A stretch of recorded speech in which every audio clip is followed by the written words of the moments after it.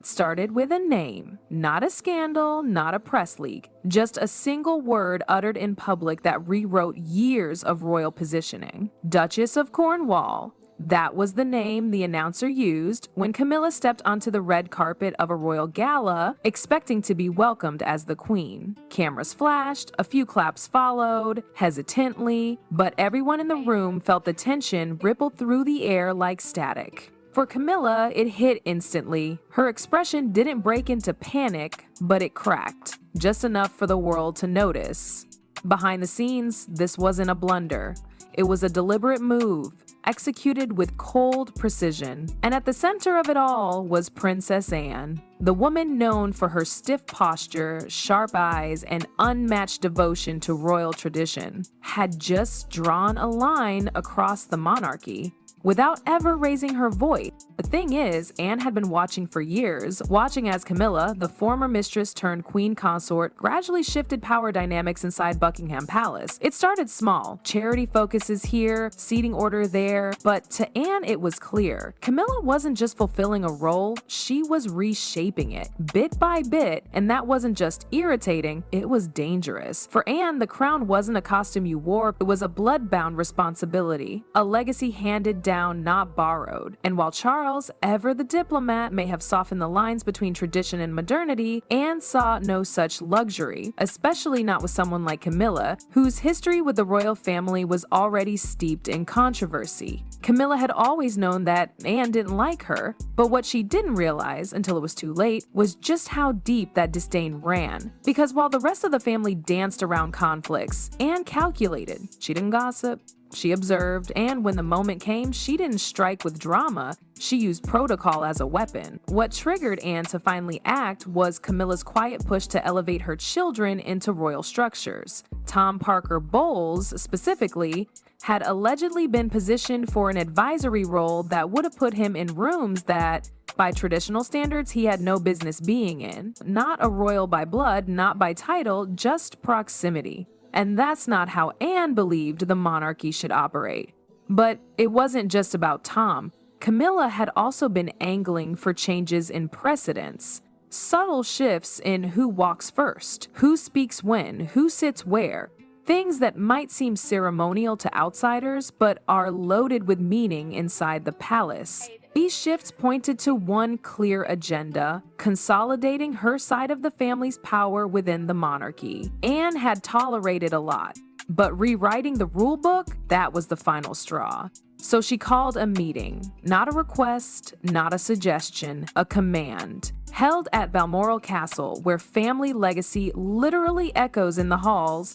Anne laid everything out with cold, clinical detail. Emails, witnesses, subtle moves Camilla made behind the scenes. And with no press, no public show, she stripped Camilla of the queen title where it mattered most, in official proceedings. No need to consult Charles, no vote, just protocol enforced by the one person whose royal credibility couldn't be questioned. And that's what made it brutal. Not loud, not messy, just final. Camilla didn't see it coming. For years, she thought she'd won, that the whispers were over, that the title was hers. But Anne reminded her and the nation that power in the royal family doesn't always come from crowns or love stories. Sometimes it comes from the one who's been silent the longest.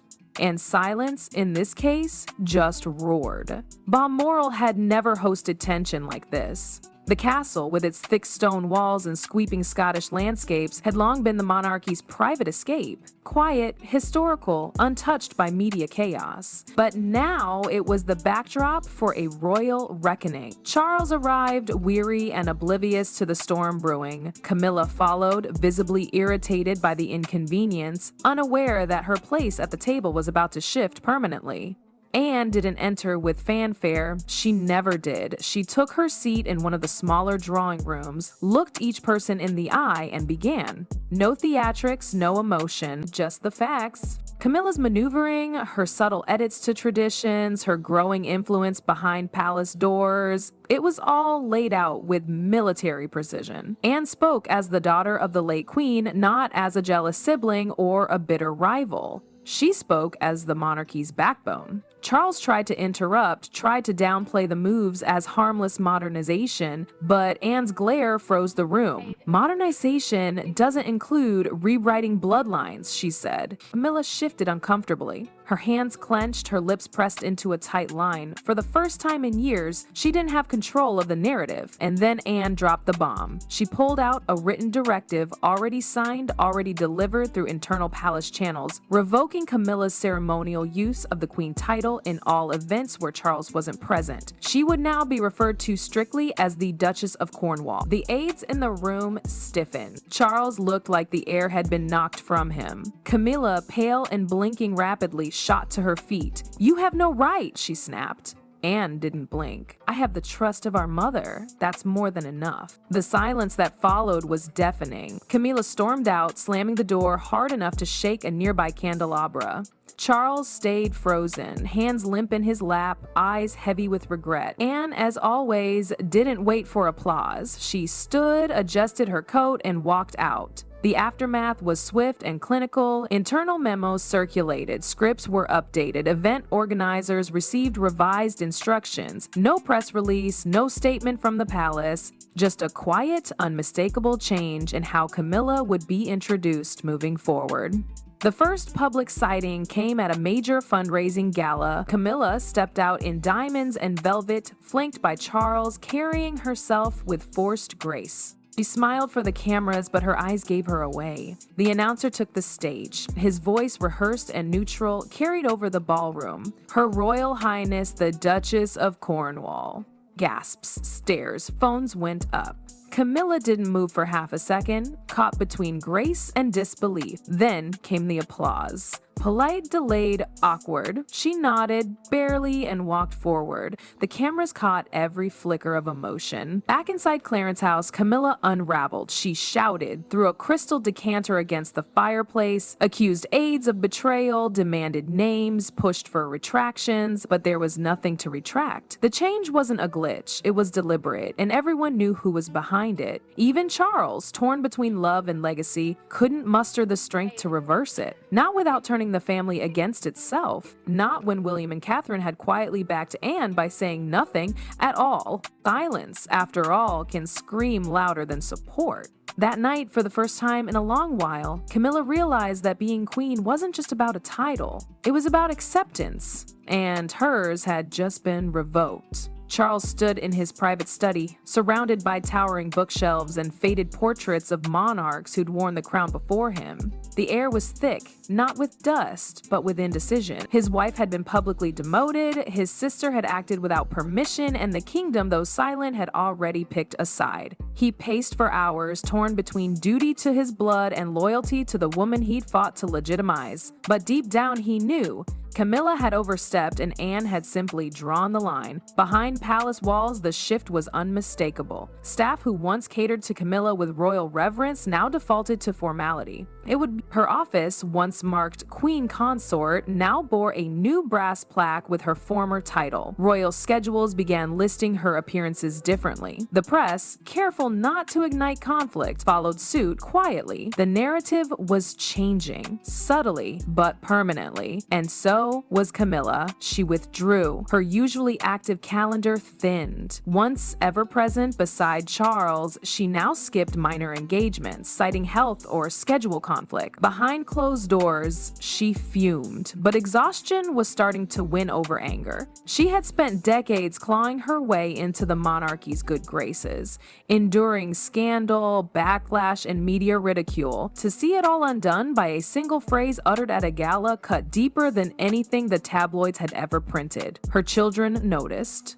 Tom kept his distance, unsure of what role, if any, he was still allowed to play in palace matters. Laura stopped attending events altogether. Camilla's ambitions for her family had collided head-on with centuries of unspoken rules, and Anne had ensured those rules held. Meanwhile, Anne carried on as usual, attending events with her signature stoicism, shaking hands, cutting ribbons, offering no comment. But within palace circles, there was quiet acknowledgement that something significant had happened. She hadn't just revoked a title, she had reasserted what it meant to hold one. And it wasn't lost on William. He and Catherine had remained publicly neutral, but privately, William sent his father a message that left no room for misinterpretation. "We protect the crown, not personalities." It stung. Charles had always believed he could modernize the monarchy with a blend of tradition and compassion, but William wasn't interested in nostalgia.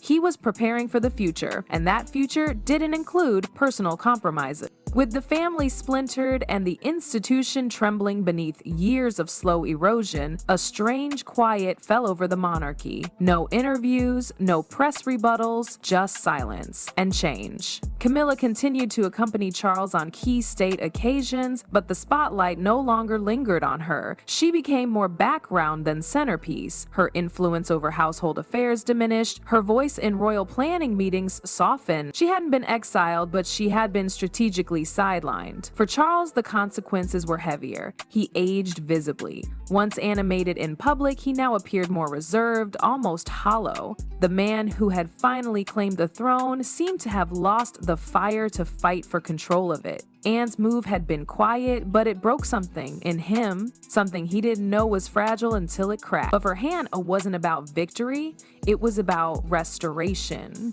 She believed in the monarchy's blueprint, not its branding. In her eyes, the moment demanded a correction, not punishment, not spectacle, just order. And she delivered it with the same discipline she lived by her entire life. And so the crown remained intact, not because of charisma, not because of headlines, but because one woman decided that some things were worth preserving. Camilla still stood beside the king, but the weight of royalty had shifted back to its rightful axis, quietly, permanently, and without needing a single word more.